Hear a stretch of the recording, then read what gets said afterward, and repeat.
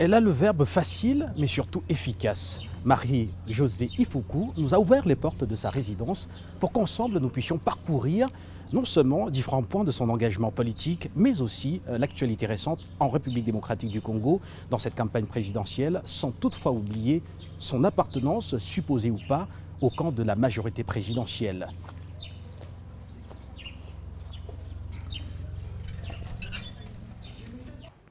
Marie-Josée Ifoukou, merci d'avoir accepté cet entretien au micro de la télévision panafricaine. Nous allons immédiatement commencer par votre entrée même en politique, mais avant, je vous dis bonjour. Bonjour. Voilà. En parlant de cette entrée en politique, vous dites être entré en politique pour que les Congolais entendent votre voix. En quoi est-ce que cette voix est différente de toutes les voix qui pullulent sur la scène politique congolaise aujourd'hui? J'emmène un message différent de ce qu'on voit d'habitude en politique. Même si chacun d'entre nous parle de vouloir sauver le peuple congolais, mais je vais au-delà de ce message-là, qui est un message réel, puisque c'est une des raisons pour lesquelles je me suis levé aussi, parce que je voudrais que le Congolais, je dis toujours, puisse au moins manger à sa faim. Être dans un pays aussi riche et être aussi pauvre en même temps, c'est quasiment un péché pour moi. Donc, en entrant en politique, mon message est que je voudrais briser un système qui existe depuis la naissance du Congo. Alors justement, on va continuer. Il faut rappeler que vous êtes la seule femme à cette élection présidentielle. Alors, quelle était votre motivation? Quelles sont vos motivations? La motivation première, je vous l'ai dit, d'abord constater cette misère non expliquée alors que nous sommes l'un des pays les plus riches du monde, naturellement. Rien potentiellement on l'est, mais le Congolais ne vit pas cette richesse-là. Alors je trouve ça scandaleux et c'est quelque chose qui me pèse comme un fardeau. Ça me pèse comme un fardeau. Donc les motivations sont que j'ai constaté tout simplement que le problème, ce n'est pas les gens qui sont en face de moi. Le problème, c'est un système qui a été mis en place depuis la naissance du Congo, comme je viens de vous le dire. Le Congo existe depuis le 1er juillet 1885. Un système a été mis en place depuis sa naissance et qui se perpétue jusqu'à aujourd'hui. Et moi, je voudrais combattre ces systèmes-là. C'est pour ça que j'ai pris la décision de me lever et de dire que ça suffit. On ne peut pas continuer à vivre de la sorte alors que nous sommes un pays béni et le Congolais n'arrive même pas à manger à sa faim. Je trouve que c'est un grave problème. Alors, vous dites, vous affirmez vous être lancé en politique parce que vous avez atteint le sommet de votre carrière, juste pour parler au nom des Congolais. Rappelez que vous avez été directrice commerciale chez Tract Afrique Motors, vous avez été directeur général à Congo Motors. Alors, voulez-vous dire simplement que la classe politique congolaise actuelle est engagée parce qu'elle a d'autres attentes, notamment financières? Mon message, je voudrais l'emmener plus haut parce que je pense peut-être que je ne suis peut-être pas bien comprise et je voudrais là pouvoir le faire passer. Je vous dis qu'on est dans un système où on a tellement appauvri le Congolais que celui qui entre dans la politique n'est pas différent du peuple qui souffre présentement. Il n'est pas vraiment différent. Parce qu'il n'a pas fait ce travail dont je suis en train de vous parler, de faire un constat, de se poser la question pourquoi on est dans cette situation-là. Pourquoi quelqu'un qui était dans la misère, qui décide d'entrer en politique, qui a côtoyé la misère de près, plus que beaucoup de gens, et une fois arrivé en politique, il devient amnésique. Il oublie qu'il était entré pour défendre ce peuple-là. Donc c'est pour ça que vous disiez, on a entendu ce discours-là tout le temps, mais comme c'est un système qui a été mis en place, je parle tout le temps de matrice, et du coup, dès qu'il s'installe, il devient amnésique parce qu'il s'est fait des échanges entre le peuple et ceux qui sont au pouvoir, ce qui fait qu'à un moment donné, cette personne-là oublie complètement pourquoi il était venu au pouvoir, il trouve un système qui est mis en place et ils ne se sentent pas forts de briser ce système-là. Alors, ils tombent les deux pieds dedans et ils commencent à faire exactement ce que ses prédécesseurs faisaient. Moi, je l'ai compris, ce système-là. C'est pour ça que vous verrez, je suis entré en politique, j'y ai fait 2 ans. Je le voyais déjà de l'extérieur. Mais je ne réalisais pas à quel point c'était dramatique. Alors j'ai dit, j'ai voulu faire cette expérience-là quand l'opportunité s'est présentée à moi. Je ne suis pas de la majorité au départ. Je suis de l'opposition. Et je vous ai dit, j'assiste de l'opposition par rapport à un système. Et donc bref, quand j'y entre pendant 2 ans, et je constate et je vois que l'État n'existe pas. Alors je réalise qu'il y a un problème plus grave que je ne le croyais. L'opportunité m'avait été donnée, il y avait des nouvelles élections, de retourner comme vice-gouverneur, c'était un acquis. Mais j'ai refusé. Je me suis retiré, j'ai dit je ne suis pas d'accord avec ce que j'ai vu, je préfère me retirer. Ils étaient un peu choqués, on m'a trouvé orgueilleuse ou peut-être un peu trop ambitieuse, je ne sais. Mais moi, j'ai quitté tout simplement parce que je ne me retrouvais pas dans ce système-là et ce système ne pouvait pas m'avaler. Parce que j'avais compris que le problème, ce n'était plus les hommes, c'était un système mis en place, il va falloir briser tout simplement ces systèmes. Alors, on va revenir à votre candidature. Il faut rappeler qu'elle a été recalée par la Commission électorale nationale indépendante et repêchée, bien sûr, par la Cour constitutionnelle. Et depuis, vous martelez justement que la CENI a voulu tout simplement vous humilier. Alors, on s'interroge, est-ce que la CENI n'a pas simplement fait une interprétation des tests en vigueur sur la nationalité congolaise? Mais vous devrez lire la loi sur la nationalité congolaise. Parce que la CENI a reconnu que j'avais recouvré la nationalité congolaise, mais pas d'origine, mais j'ai recouvré la nationalité d'acquisition. Et c'est une disposition qui n'existe pas dans la loi congolaise. Il y a soit la nationalité d'origine, soit la nationalité d'acquisition. Et la nationalité d'origine, on l'a par le sang. Donc je suis né de père et de mère congolais. Et quand j'ai perdu cette nationalité-là et que je la recouvre, dites-moi, je recouvre quelle nationalité? Le mot français, je recouvre ce que j'avais perdu. Et la loi, c'est ce qu'elle prévoit. Donc, quand tu perds la nationalité d'origine, tu recouvres la nationalité d'origine. Alors, c'était quand même décevant de voir une telle institution comme la CENI, qui doit avoir une très bonne équipe, des juristes. Comment peuvent-ils interpréter la loi à ce point-là? Ce n'est pas de la mauvaise foi. La loi, nulle part dans notre loi, il y a cette disposition-là qui dit que quand tu perds la nationalité d'origine, tu recouvres celle d'acquisition. Donc, la CENI avait reconnu que j'avais bel et bien fait la démarche, mais que j'avais recouvré une nationalité qui ne me permettait pas de briguer à ce poste de président de la République. Alors, c'était tout simplement un pur mensonge, mais un peu ridicule, je trouve. Alors, vous dites n'avoir pas du tout peur des hommes dans cette élection présidentielle. Vous êtes la seule femme candidate. Mais est-ce que ce n'est pas une façon de ramener le débat sur le terrain, permettez que je dise comme ça, du sexisme, dans le sens plutôt de jouer aux victimes et de mobiliser donc toutes les femmes autour de vous? Je n'ai jamais été une victime toute ma vie. Je n'ai pas dit ça, c'est la question qui m'a été posée. Je n'ai pas prétendu ou dire j'ai peur de l'homme, je n'ai jamais dit ça de moi-même. On m'a posé la question de savoir si j'avais peur des hommes, j'ai dit non. C'était une réponse à une question.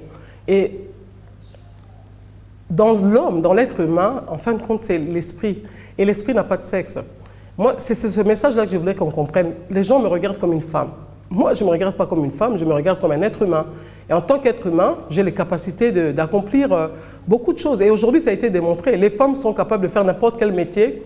À l'époque, il n'y avait que les hommes qui le faisaient. Donc, tu trouves les femmes dans tous les métiers du monde aujourd'hui. Donc, c'est clairement établi que dans l'homme, c'est l'esprit. Donc, la capacité d'esprit que tu as, l'état d'esprit que tu as qui te donne le courage et la force de réaliser les choses, c'est toi, c'est en toi. Donc, le sexe, il ne faudrait pas le comprendre dans ce sens-là. Donc, entrer dans ce combat sexiste, je n'ouvre pas cette porte-là. Parce que moi, je vois plutôt la grandeur d'une personne et peu importe son sexe. Alors, nous allons à présent, Manuela Siké, aborder donc vos rapports avec la majorité présidentielle. Rappelez que vous avez parfois bénéficié de quelques nominations, d'où cette question qui est posée. Alors, Manuela, oui. Quels sont vos rapports justement avec la majorité présidentielle? J'aime le mot quand vous dites que vous avez bénéficié de certaines nominations. Vous savez, quand on doit parler de soi, c'est très embarrassant. Je fuis les journalistes de fois. Parce qu'on est obligé de se mettre en avant, on est obligé de parler de soi et ce n'est pas facile. Moi, je ne vois pas que j'ai bénéficié d'une nomination quelconque. Parce que la nomination que j'avais eue, j'avais quitté un poste où je gagnais nettement mieux ma vie. Parce qu'on parle de bénéficier, c'est en termes d'avantages.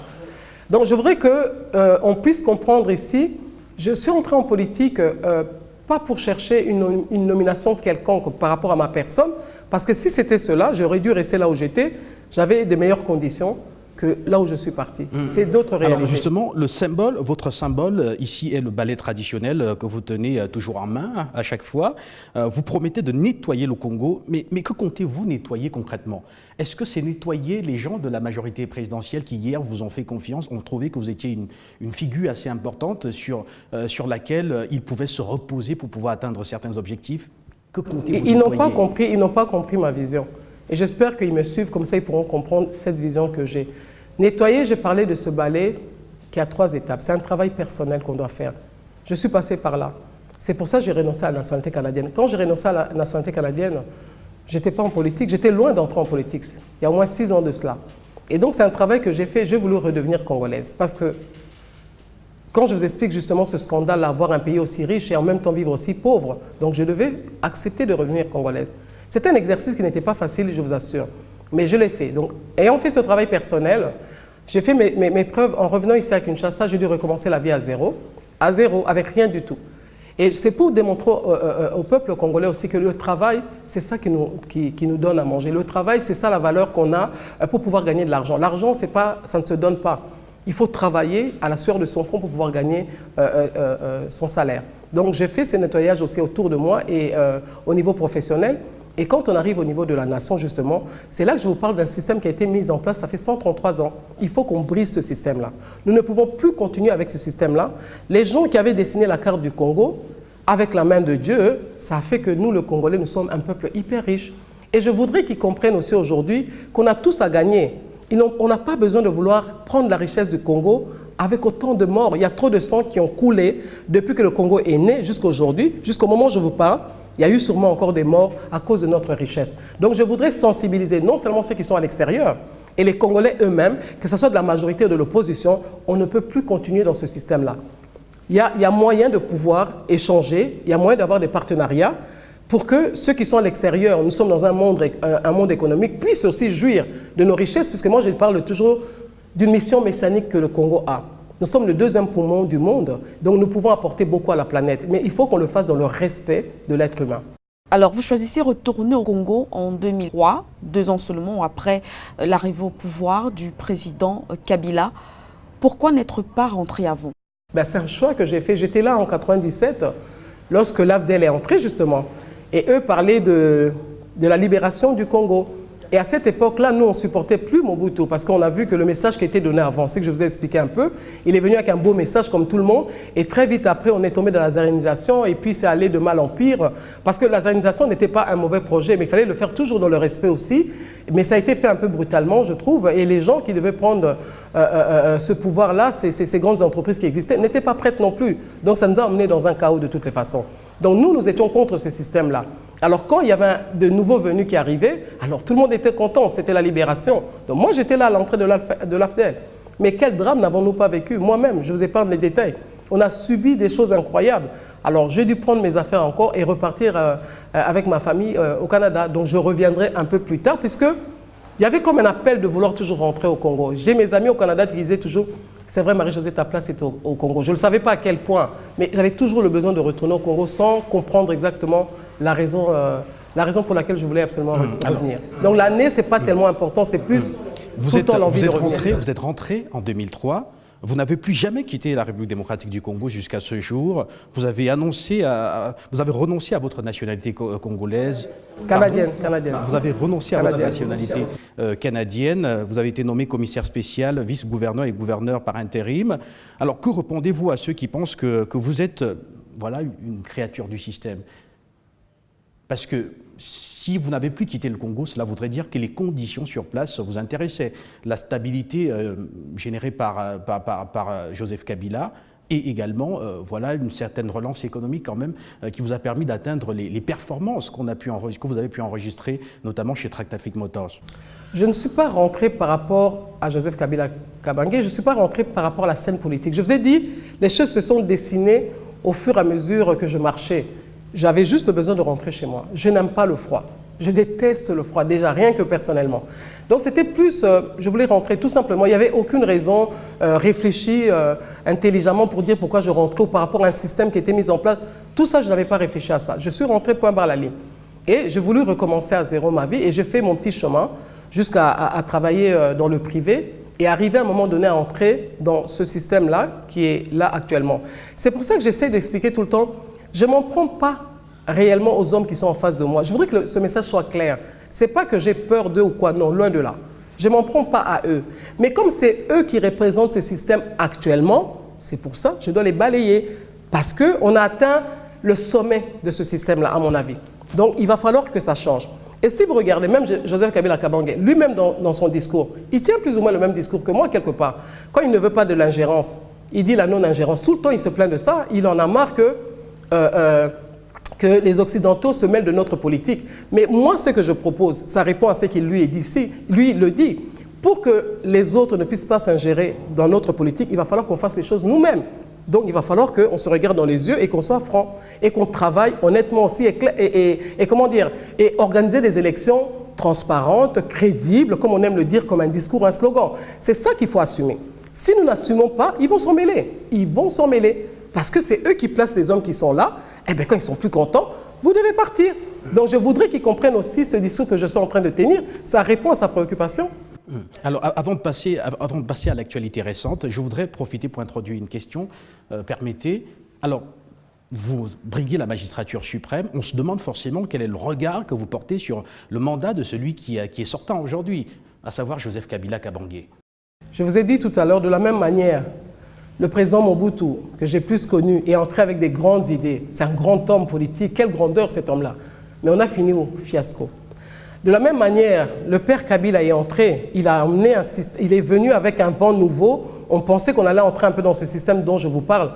Mais malheureusement, on n'a pas eu le temps de vivre clairement, parce que je voyais comme qu'il était décalé avec la réalité, et malheureusement, il est parti trop tôt.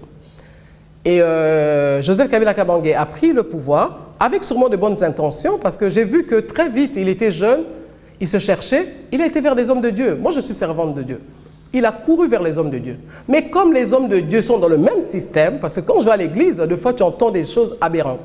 Et comme ils sont dans un système, eux aussi font la même chose. Ça, je dis, le problème est au-delà même des politiciens. C'est devenu une gangrène, c'est devenu un cancer qui a touché tout le monde.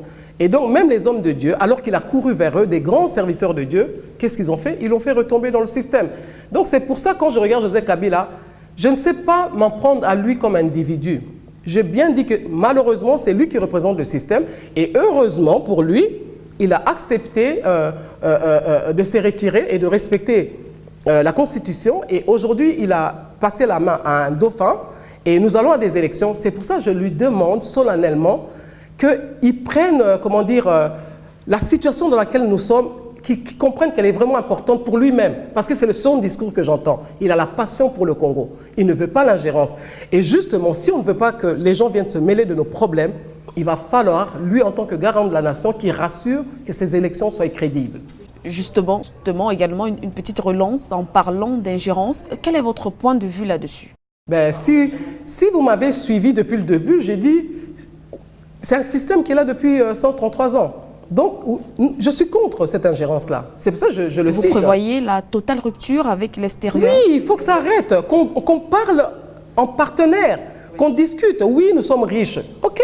Vous voulez des biens qui sont chez nous, nous avons des minerais qui sont très importants. Vous en avez besoin, mais discutons. Où est le problème? Nous sommes conscients que nous sommes un pays très riche, mais qui comprennent aussi que ce n'est pas normal que nos enfants meurent de faim. C'est scandaleux. Eux aussi doivent être dignes. Ce sont des donneurs des leçons. Ils veulent tout le temps nous donner des leçons. Mais ils doivent comprendre aussi, en donnant des leçons, ils doivent être de modèles. Donc moi, je voudrais qu'ils comprennent aussi qu'il n'y a pas de souci. Nous sommes riches, nous pouvons discuter. Mais est-ce que ça ne vous gêne pas que le sang coule régulièrement juste pour aller prendre des richesses qui nous appartiennent? Est-ce qu'ils trouvent ça normal que nos enfants se réveillent le matin et ne savent pas quoi manger?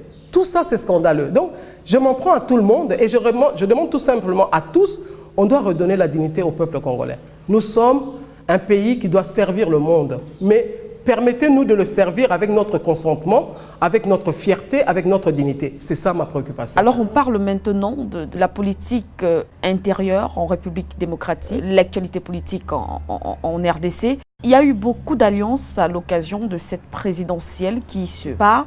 Il y a eu on parle de grandes alliances quand même entre candidats, les candidats à cette présidentielle de l'opposition. Est-ce que vous avez pensé à un moment donné rallier une de ces alliances? Je n'ai pensé qu'à ça depuis le début. Quand j'ai posé ma candidature, je ne pense qu'à ça. Mais comment le faire? Je le lance souvent dans mes tweets, j'en parle autour de moi. Je m'étais rallié à un collectif de candidats présidents de la République. Et lorsqu'il y a eu des déclarations qui en est dans le même sens que moi, j'ai marché avec eux. Et aujourd'hui, j'ai essayé d'en parler un peu. Mais vous voyez l'ego masculin. Une femme, que nous, on va te choisir comme candidate unique. Mais ça passe même pas. Donc, à peine tu as dit la phrase, c'est comme si on te considère même pas. Donc, tu ne sais pas faire passer le message. Parce que quand j'ai fait la déclaration, ils m'ont dit, mais pourquoi tu ne nous en as pas parlé? J'ai essayé de vous en parler. On n'a pas écouté. J'avais vu Fayoulou quand il partait à Genève. J'ai dit, mais pourquoi on ne s'assoit pas, on discute ensemble? La porte était totalement fermée. Donc, personne ne peut t'écouter. Alors, la seule manière de le faire, je vais me servir de médias. Donc, ma campagne, c'est celle-là.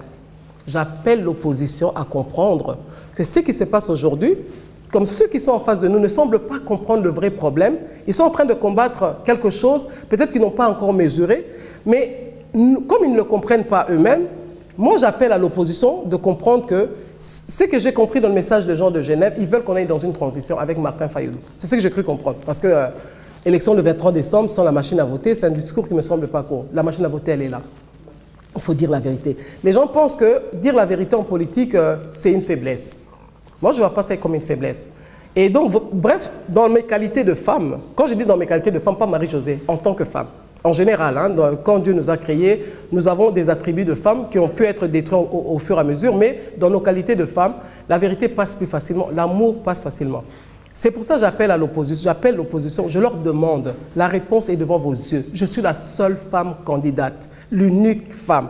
Donc comprenez que je deviens la seule femme, l'unique qui peut jouer le jeu important. Pas parce que je suis plus intelligente que qui que ce soit, pas parce que j'ai un grand projet de société, je ne veux même plus présenter mon projet de société parce qu'il est plus important. Les enjeux sont tellement graves que je voudrais que l'opposition comprenne que en me choisissant moi comme candidate unique de l'opposition, on n'a plus besoin d'aller chercher l'argent des étrangers, on n'a même pas besoin d'argent pour battre campagne.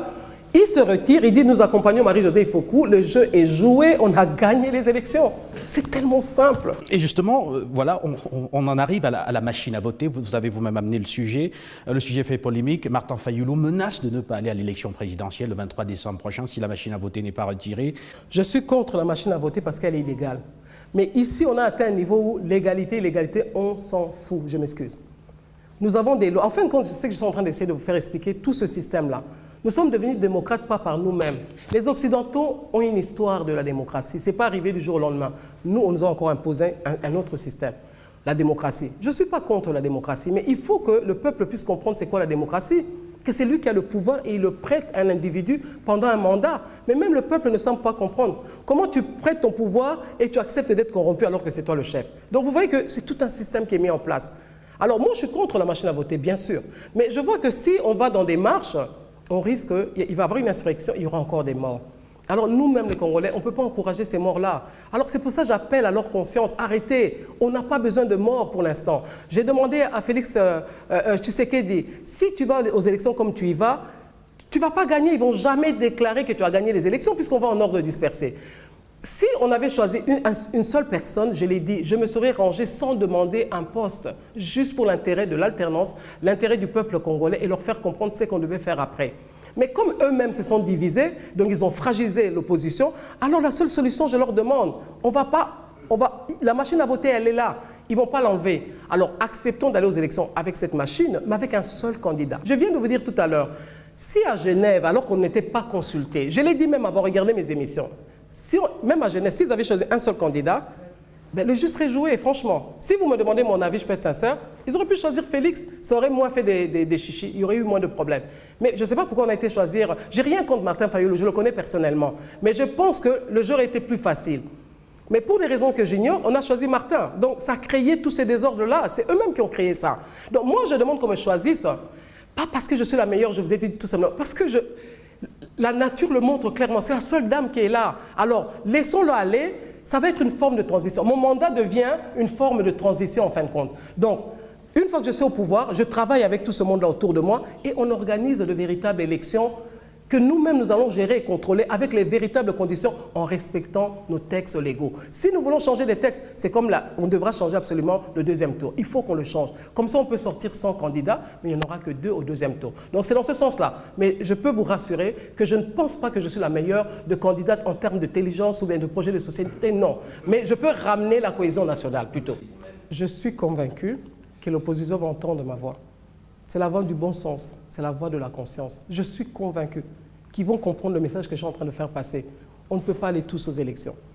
Ça serait tout simplement permettre à Kabila de serrer la main au dauphin. C'est ridicule. Ça serait ridicule. Qu'est-ce que ça leur coûte? Que Chadari passe? Ou bien la dame qui passe et qui s'engage à ne faire qu'un seul mandat pour permettre qu'on aille dans des véritables élections, que le meilleur gagne. Avec moi, les élections seront inclusives, elles seront transparentes, elles seront... Une dame ne va pas tirer sur ses enfants parce qu'elle ne veut pas se retirer du pouvoir. Je donnerai ma parole au monde que je ne suis là que pour un mandat et pour permettre qu'on aille à des élections. Comme ça, on va briser ce système. Je deviens un pont. C'est ce que je demande à l'opposition. Donc, Ce n'est pas important pour moi d'aller aux élections pour les gagner. Comment voulez-vous le gagner si on y va comme on est en train d'aller? C'est impossible. Ils vont en profiter.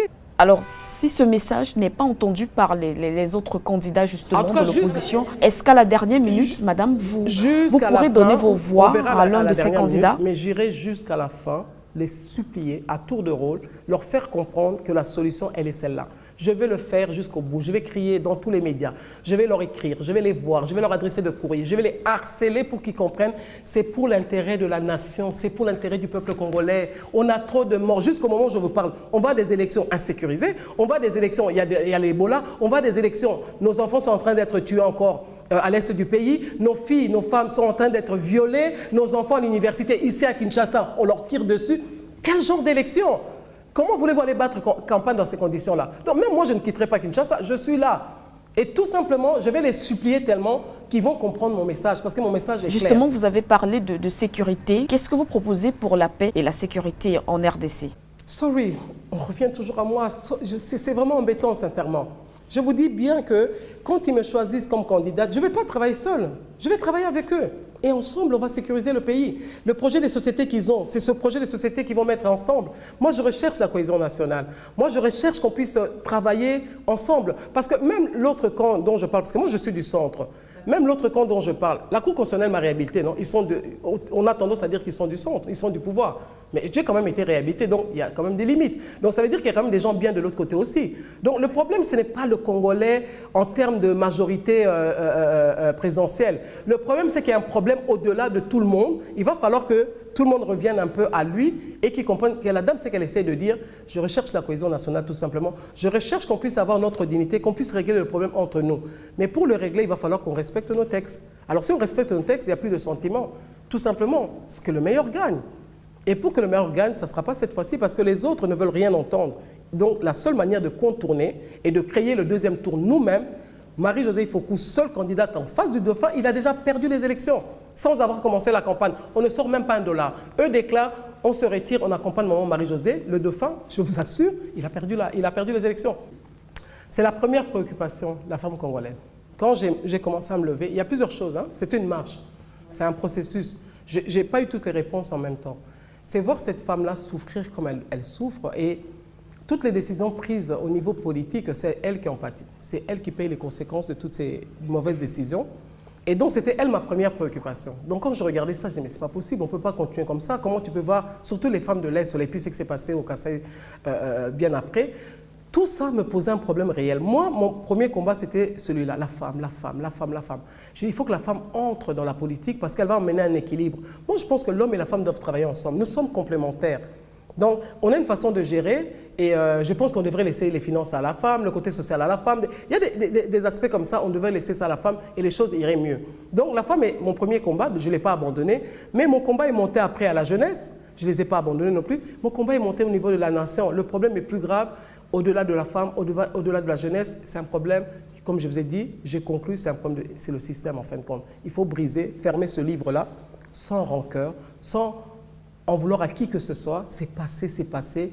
Recommençons notre histoire avec nous-mêmes, nous prenons notre plume, nous commençons à écrire une nouvelle histoire. C'est vraiment ça ma vie. Alors, puisqu'on est en train de sortir, vous dénoncez justement ce système. Alors, au lendemain du 23 décembre, si Madame Marie-Josée Ifoukou n'est pas élue à la tête de la République démocratique du Congo, est-ce qu'elle acceptera les résultats de cette élection? Je dirais que j'ai échoué et que j'avais une mission importante. Et avec les larmes aux yeux, je dirais que j'ai échoué. Sincèrement. Parce que je pense que l'opportunité nous est donnée par la main divine. Et ça serait dommage qu'on puisse rater cette opportunité. Ça voudrait dire que les hommes n'ont pas compris. Je m'en remets à Dieu. D'accord. Guy Fondop, je pense qu'on a terminé avec notre échange. Merci à vous, chère madame. De toute façon, on vous souhaite bonne chance dans le cadre de cette élection. Donc, on vous dit au revoir. Merci à vous aussi et puis bon séjour chez nous. Merci. Merci.